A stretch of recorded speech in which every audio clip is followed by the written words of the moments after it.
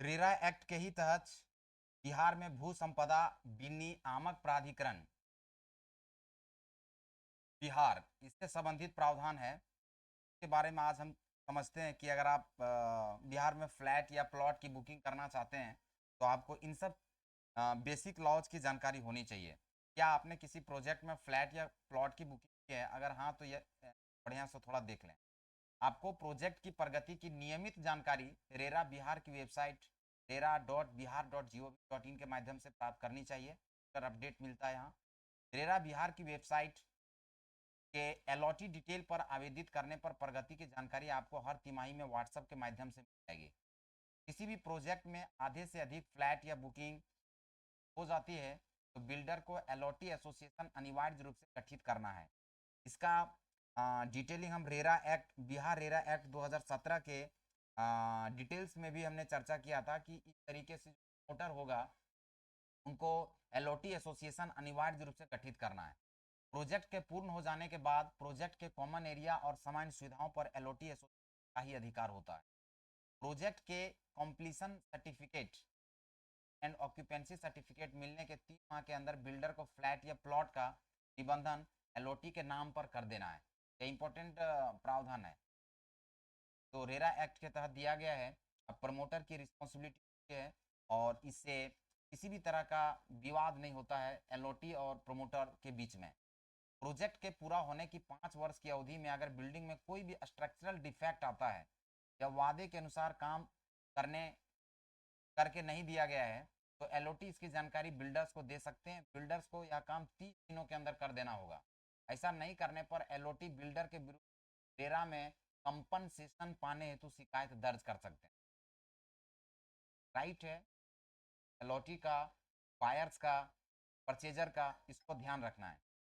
Builder के विरुद्ध अन्य किसी शिकायत को भी प्राधिकरण में ऑनलाइन rera.bihar.gov.in पर दर्ज किया जा सकता है।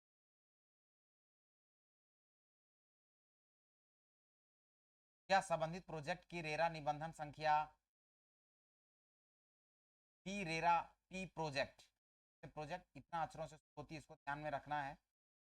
क्या रेरा बिहार की वेबसाइट rera.bihar.gov.in पर उक्त निबंधन की जानकारी उपलब्ध है? तो इसका हाँ बिल्कुल आंसर होगा, हाँ बिल्कुल उपलब्ध है। आपके द्वारा पैसा लगाने से पहले आपका एग्रीमेंट फॉर सेल निबंधित किया गया है या नहीं, इसका ध्यान रखना आपको।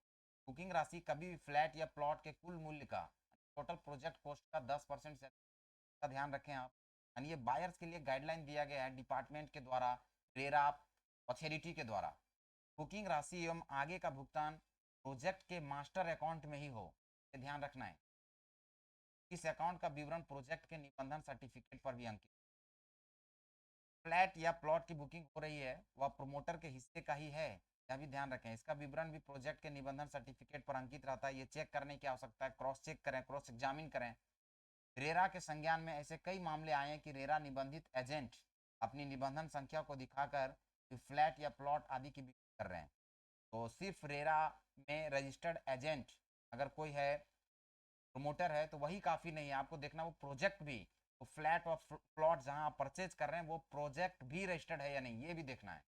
एजेंट निबंधन से यह गारंटी नहीं है कि संबंधित प्रोजेक्ट भी निबंधित हो। इंपॉर्टेंट है। निबंधित एजेंट सिर्फ रेरा निबंधित प्रोजेक्ट के ही फ्लैट या प्लॉट की बिक्री में सहायता या मार्गदर्शन कर सकते हैं, अन्य किसी अदर प्रोजेक्ट में नहीं कर सकते। एजेंट की निबंधन संख्या बी रेरा ए से शुरू होता है, यानी बी रेरा एजेंट अक्षरों से शुरू होती है, जबकि प्रोजेक्ट की निबंधन संख्या बी रेरा पी अक्षरों से शुरू होती है। थोड़ा सा यहाँ ध्यान रखना आपको, ताकि निकट भविष्य में आपको किसी तरीके का मुसीबत का सामना नहीं करना पड़े।